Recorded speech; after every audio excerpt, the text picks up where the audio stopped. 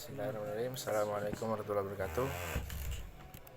Alhamdulillahirrabbilalamin. Wabihi nasta'in wa ala umuri dunya waddin. Wassalatu wassalamu ala asrafil anbiya'i wal mursalin Sayyidina Muhammad wa ala alihi washabihi ajmain, amma ba'd.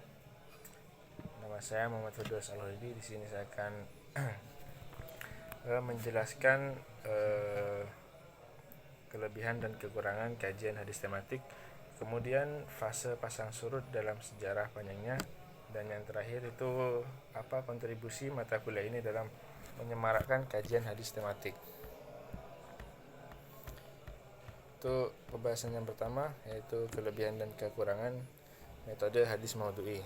Yang pertama, kelebihan metode hadis maudhu'i selain karena dapat menjawab tantangan zaman dengan permasalahan yang semakin kompleks dan rumit, metode ini juga memiliki kelebihan yang lain, diantaranya praktis dan sistematis. Metode tematik disusun secara praktis dan sistematis dalam memecahkan permasalahan yang timbul.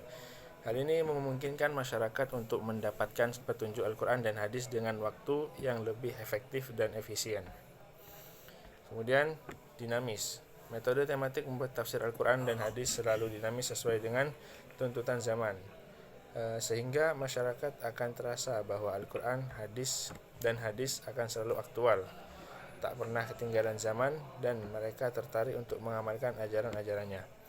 Meski tidak mustahil hal ini didapatkan dari ketiga metode lain, namun hal ini bukan menjadi sasaran yang utama atau pokok. Kemudian, membuat pemahaman menjadi utuh. Dengan ditetapkan tema tertentu, maka pemahaman kita terhadap hadis Nabi SAW menjadi utuh.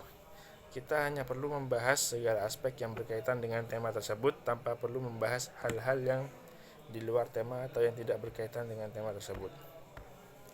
Kemudian, penjelasan antar hadis dalam metode maudhu'i bersifat lebih integral dan kesimpulan yang dihasilkan mudah dipahami. Adapun kekurangannya ialah metode ini terikat pada tema yang telah ditetapkan dan tidak membahas lebih jauh hal-hal di luar tema, sehingga metode ini kurang tepat bagi orang yang menginginkan penjelasan yang terperinci mengenai satu hadis dari segala aspek. Kemudian masa atau fase pasang surut kajian hadis tematik. Karena pada masa sahabat keberadaan hadis tematik sangatlah sederhana dan terbatas, yang terbentuk secara tertulis seperti surat menyurat yang dikirimkan pada orang lain ataupun untuk catatan pribadi. Namun pada masa pasca tabi'in, hadis tematik mulai tampak lebih sistematis, luas, dan dapat dikonsumsi oleh publik secara mudah atau gampang. Kemudian apa kontribusi mata kuliah ini untuk menyemarakkan kajian hadis?